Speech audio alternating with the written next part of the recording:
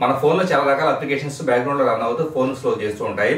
ఎగ్జాంపుల్గా Facebook, WhatsApp లాంటి బ్యాక్గ్రౌండ్లో రన్ అప్లికేషన్ చూస్తే కనుక అవి పీక్ టైంలో ఒక రకంగాను, అలాగే ఒక నార్మల్ టైంలో ఒక రకంగాను మెమరీని యూజ్ చేసుకుంటూ ఉంటాయి. సో ఫోన్ ఎందుకు స్లో అవుతుందని చెప్పేసి కారణాలు వెతుకునే వాళ్ళ కోసం మనకి ప్రతి ఆండ్రాయిడ్ ఫోన్లోనూ ఒక ఆప్షన్ అనేది ఉంటుంది. మీరు డెవలపర్ ఆప్షన్స్లోకి వెళ్తే కనుక డెవలపర్ ఆప్షన్లో అంటే సెట్టింగ్స్లో డెవలపర్ ఆప్షన్స్ అని చెప్పేసి ఉంటుంది.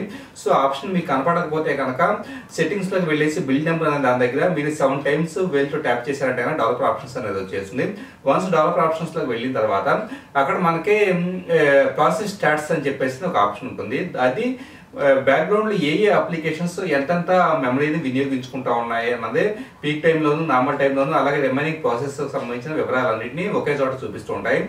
వాటిని ఆధారంగా చేసుకొని మీకు ఏవైతే అప్లికేషన్స్ బ్యాక్గ్రౌండ్ ప్రాసెస్లో వద్దనుకుంటున్నారో వాటిని ఫోర్స్ స్టాప్ చేయడం ద్వారా ఫోన్ పెర్ఫార్మెన్స్ అనేది పెంచుకోవడానికి అవకాశం ఉంటుంది.